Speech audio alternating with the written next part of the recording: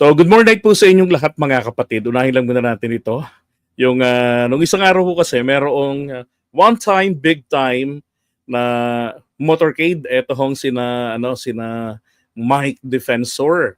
Ito yung taong pinagmulan ng mga peke na mga mga witnesses.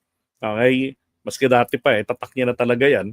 And then siya rin yung salarin, kung di ako nagkakamali, 2020 na pagbaha noon dito sa Marikina, Quezon City, San Mateo Rizal, and then Montalban Rizal. Dati siyang DNR secretary noong panahon ni Gloria Arroyo, tama? Tapos ang negosyo niya pala ay mga mining, mga quarry. Sila yung mga dumudurog ng mga bato sa Rodriguez Rizal. Ayan. Kaya sabi ko, nako, grabe. Napakaganda ng credibility nito. Malamang pag nanalo si Sara o kapag ka nakaagaw ng pwesto, huwag namang ipahintulot ng poong may kapal na mangyari yan. Nako, kawawa Pilipinas. Dahil tiyak, buhay na buhay ang negosyo nito at lalong lalawig dahil ang kabayarang hihingiin yan. Nako, dahil malayo naman itong manalo sa Quezon City. Imposibleng manalo sa Quezon City ito. Takot na takot nga siya kay Kit Belmonte. Baka nga kay Gian Soto lang, di na manalo to eh. Dahil alam ng mga taga Quezon City gaano to kakurap. Diba? Now, motorcade para siguro para matabunan yung abot-abot na kahihiyan na kanyang inabot doon po sa Cebu.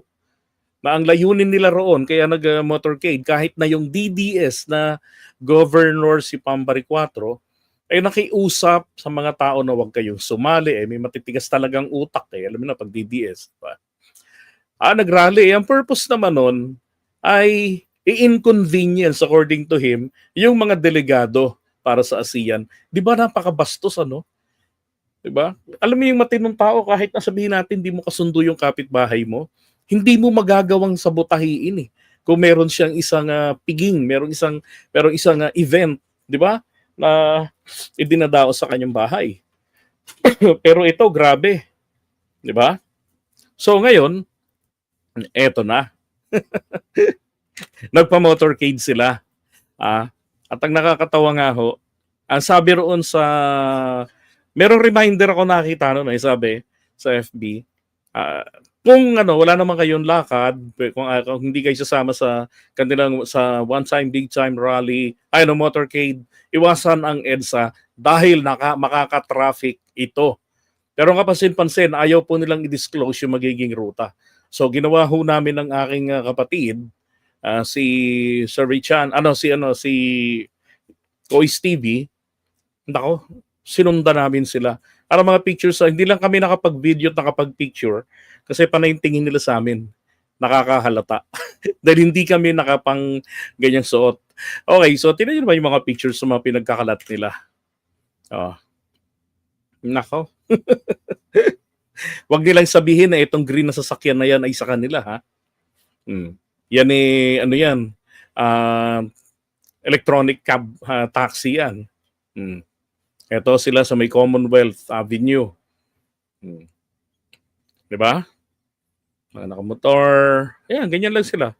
So from EDSA sa White Plains, tapos yung takbo nila, kumabig sila nagpunta sila ng Commonwealth Avenue. At medyo mabilis din yung takbo nila, parang karera. Yan. Ang sabi, makakapagpa-traffic, anak ng putya, ang luwag-luwag ng kanilang daanan. See? Hindi naman kanila to yung gilid na yan. Hindi. Ito lang yung sa kanila.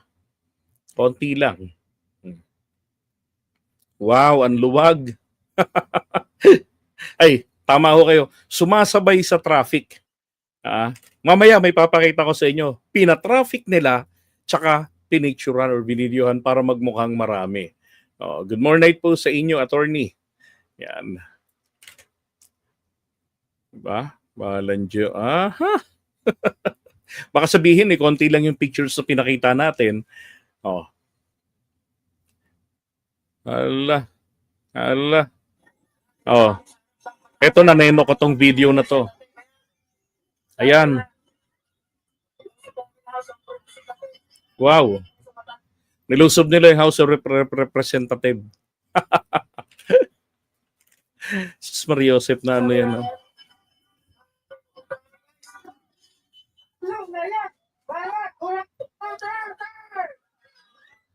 Di ba? Ang feeling nila, ano na, makakapagpabagsak na. Sana ang Duterte vlogger. Marami mga nasa harapan nila Mike Defensor at saka yung mga ano nila, mga alipores yan. Marami naman din ho sila. Hindi naman matatawaran ng bilang nila dahil hindi naman sila nagko-commentator, ano lang talaga sila.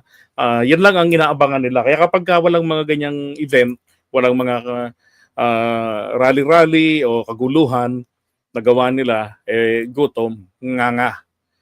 Ito yung sinasabi ko na pilit nilang pinamumukha na nilusob na ang batasang pambansa, yung House of Representatives, kasi ang dami daw nila. Anak ng putya. Natural, kung di ba namang mga sira ang ulo, barahan nyo ba naman ng truck, ay ng bus eh. Di ba? As yung mga kotse-kotse ng mga kasama nila nandito, sa may gilid. Naturalmente, babara talaga hanggang Commonwealth yan. Oo. Pero ganun pa man, yung mga na-inconvenience nila sa kanilang kapraningan na to, I doubt na makukuha nila na pumanig pa sa kanilang kalokohan. Mamaya yan. Diba? Ngayon, ano ho bang ibig sabihin ng kapalpakang ito na inabot nila dyan sa kanilang rally?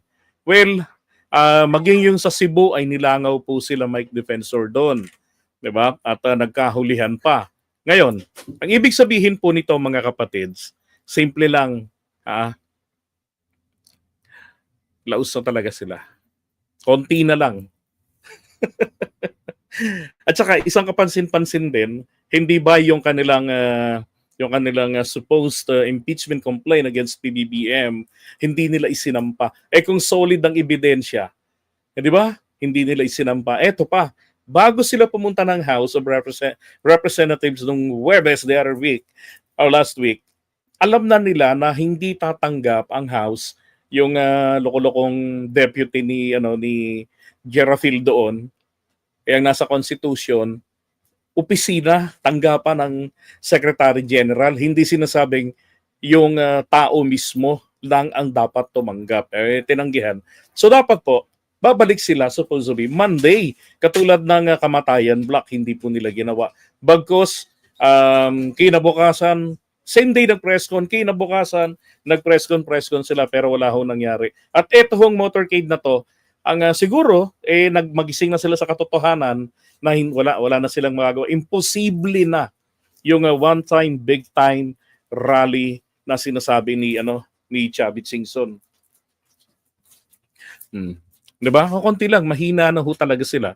Kasi kahit nasabihin pa naman na survey si Sara Lumalakas, alam niyo, survey lang yan. Depende yan kung saan ka nagtanong. Depende yan doon. Diba? Pero nakikita ng mga tao kasi, ang gusto nila ay merong aksyon sa issue ng korupsyon na napakatagal na, aminin ko naman talaga sa inyo lagi, napakatagal na kasi hinihingi yan sa ating Pangulo noon pa na yung first 3 years, harapin, tutukan yung korupsyon. Diba? Yung problema, yung mga tao ng Pangulo na dapat trumabaho dyan, hindi ho. Diba? Yung Presidential Anti-Crime Commission na bogus, kay Duterte galing, binuwag ni PBBM, nilipat sa executive secretary yung trabaho, wala naman rin ginawa. Sina Bersamin, ang DPWH. At saka, eto gusto ko lang din sabihin sa inyo, and I want you guys to think about this. Kung sobrang aga na binulabog ni PBBM etong issue ng korupsyon, sa tingin nyo kaya, may mga maniniwalang mga kababayan natin. 'Di ba? Kasi yung mga Pilipino iba eh. Hangga't hindi nakakaramdam ng sakit ng katawan, hindi maniniwala na nakakasakit. 'Di ba? Hindi sila maniniwala doon. Ngayon pinahinog naman sa kawalang hiyaan etong mga kurakot na mga politiko, nalaman tuloy 'Di ba? Yung kakurakutan nila, kasabwat yung mga taga DPWH, hindi nila alam yung pang-aabuso nila, na-provide nila ang ebidensya laban sa kanila at eto nga, nagkakaalaman na wala naman talagang iisang tao ang sabihin natin siya yung promotor. Kasi kung totoo po na yung presidente at ang Speaker of the House ang promotor sa korupsyon ng DPWH, ano yung ichinismis ni Duterte noong 2020? Di ba? Oh, ano yung chinika niya? 8 congressman. Tapos just pang-justify lang pala para sabihin na suko na siya dahil hindi niya kaya ang paglipol sa korupsyon na kanyang ipinangako noong campaign period. Pero sabi niya, it's a joke, yabang-yabang lang kasi yan. Diba? Binudol tayo, literal. And then, etong kay PBBM, may mga nakakulong. Kasi maliwanag lang dyan eh. Kung si PBBM ang promotor, si Duterte rin pala promotor nung panahon niya. Diba? Mula nung maupo siya. Oh, ang maliwanag po dito, sino man ang maupo, umalis man ang presidente, mapalitan ng bago, nandyan ang korupsyon. Bakit? Ito po kasi yan eh. Ang mga hayop na mga korap, nandun mismo sa opisina ng DPWH, nandun sa DSWD, nandun sa DOH, which is super talamak din ang korupsyon sa panahon na yon. Di ba? Sino ho yung mga utak ng korupsyon doon? Yung mga district engineer, yung mga dire-director, yan po yun. Kanya-kanyang kasabwat na mga politikong kapwa nilang korap. Pare-pareho sila nagsisiyaman. Kaya kahit na sino ang maupo sa gobyerno, nandyan ang korupsyon. Kahit anong ahensya na itatag laban sa korupsyon, hindi nagtatagumpay, nalalamon sila ng sistema. 'Di ba? So ngayon, ang maganda kay PBBM, 'di ba? May mga nahuhuli, naiimbestigahan, nakukulong. Hindi naman agad-agad yan. Alam ng taong bayan po na hindi po ito magic like a snap of a finger or fingers, mangyayari na kaagad. Diba? Yun nga lang sa PDAPS kami, ilang buwan bago nagkaroon ng pag-aresto. Isang taon yata ang binilang nun. Oh. Samantalang dito, ilang buwan lang. Diba? Diba? Oh. Ay nako, alam ho ng taong bayan, hindi ho yan maloloko sila na ano ba talaga, what's the real score about fighting corruption in the Philippines. So it's really indeed very rampant yung corruption na nangyari rito. Sabi ko nga sa mga kapwa loyalista, we have to admit this. Talamak ang korupsyon na nangyari sa admin ni PBBM. But the best thing is, kung siya nga ba ay kasabwat, bakit yung mga yan ay kinakastigo niya?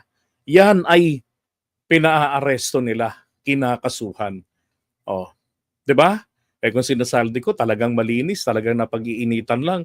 Bakit hindi lumantad? 'Di ba? Ba't hindi asan si Gutesa? Kaya ho, yang mga bagay na yan, nakikita ng taong bayan yan. Tandaan nyo sa mga surveys, lagi hong malaking bilang yung neutral, yung wapakils pero nakikiramdam. Oh. 'Di ba? Sabi nga ni ni RSA, Ramon Siang, sabi niya sa San Miguel ay pagtapos si PBBM, mamimiss siya ng taong bayan. Ay, talaga naman. Bakit? Yung papalit, kano ka nakakasiguro? Ipagpapatuloy ang labang ito. Baka galing pa sa korap na pamilya yon. Diba? Kilalang magnanakaw. Naku po. Kilalang mga nako. Sangkot sa illegal drugs. Naku po tayo. Patay tayo rito. Diba? Oh. Okay?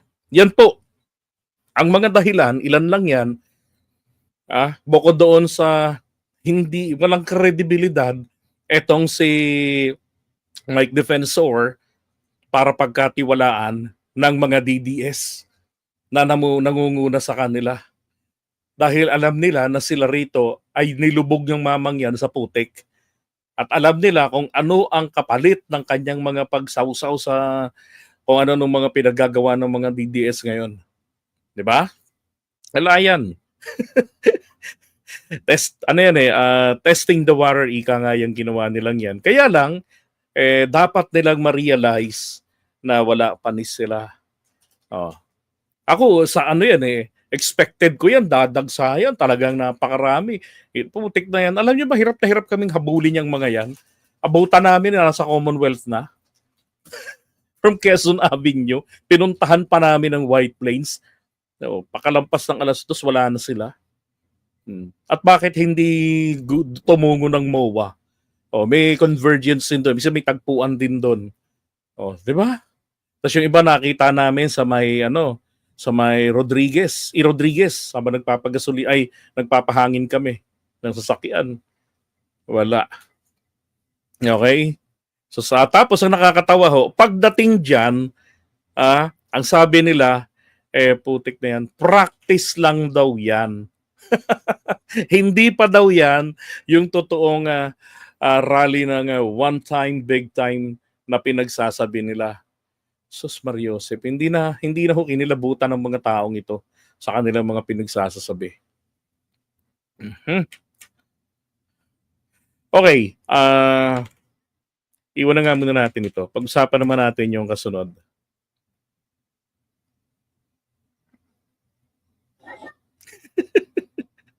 Okay, so ito. Ano ba wala ng thrill yung impeachment ni Lustay, umiral ba pusong mamon? Ano ibig niyo sabihin? O nga, parang teatro eh. Like na ako, shout out from Abra. Yan, Pangasinan. 2 lugar. Oy, Jodel Terenal. Magandang good morning sa inyo dyan sa mga taga-Abra. Naku, miss ko na naman yung Abra. Arating kami dyan sa Bangged. Yan, natulog kami dyan nung campaign period ng proclamation yun ng unit team. Tapos, Kigi Ducks nga pala. Magandang gabi ho sa inyo dyan sa mga taga-Abra. Sa Bangged. At sa mga Pangasinense, magandang gabi rin po. Yan. Bakit ang dami nila sa FB? Pero sa actual nga